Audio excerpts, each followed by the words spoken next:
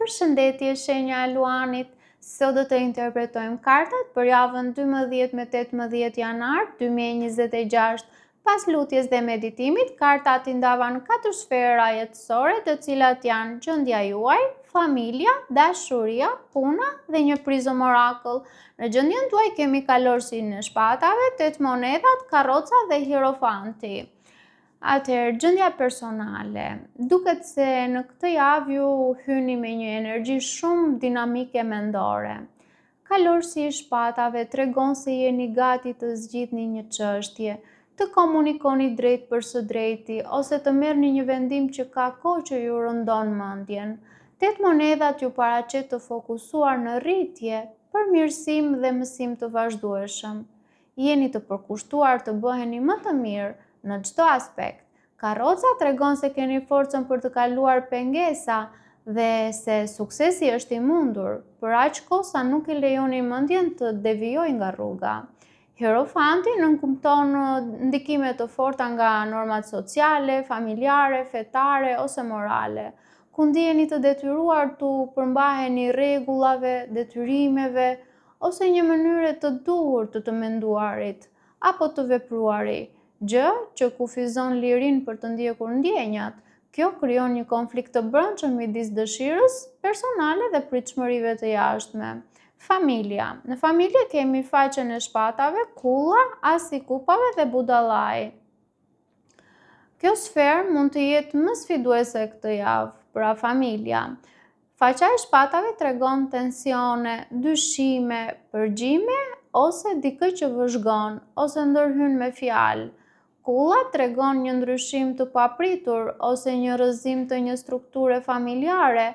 Kjo mund të jetë një e vërtetë që del në pa, një ndarje emocionale apo një lëvizje që ju detyron të rishikoni gjithë dinamikën. Por asi i kupave sjell rilindje emocionale nëpërmjet sinqeritetit, ndjeshmërisë dhe ndoshta një ndjesë ose afrim. Budallai ju udhëzon të mos mbani barre emocionale, ka ardhur koha të çliroheni nga drama e së kaluarës. Lejoni të prishet ajo që është ndërtuar mbi baza të pasigurta. Kalojmë te dashuria, ku kemi 5 shkopinjt, 4 shkopinjt, 9 kupat dhe 9 monedat. Në dashuri ka tensione ose konkurrencë dhe ndoshta ju ose personi juaj ndjeni pasiguri, xhelozi ose mungesë harmonie. Megjithatë, 4 shkopinjt tregojnë një lidhje të qëndrueshme, një potencial për festë, angazhim ose bashkëjetesë. 9 kupat është karta e dëshirave të përmbushura. Ju mund të përjetoni kënaqësi në dashuri këtë javë, por vetëm nëse vendosni kufijtë e duhur dhe sillni qartësi. 9 monedat sugjeron që ju duhet të ruani autonominë, sepse dashuria më e fortë lind kur ju nuk humbisni veten. Pra, mund të përjetoni stabilitet dhe kënaqësi, por vetëm nëse shmangni lojrat e pushtetit dhe jeni të qartë për nevojat tuaja. Kalojmë te puna, ku kemi 8 shpatat, 5 kupat, 4 kupat dhe perandoresha.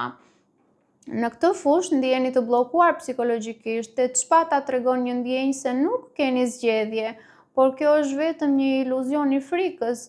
5 kupa tregon zhgënjim për një projekt apo situatë që nuk ka shkuar siç keni dashur dhe 4 kupat paralajmëron për mungesë motivimi.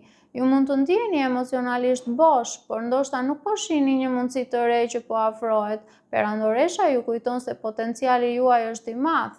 Kjo kartë ju fton të krijoni, të ushqeni idetë dhe të besoni te vlera juaj.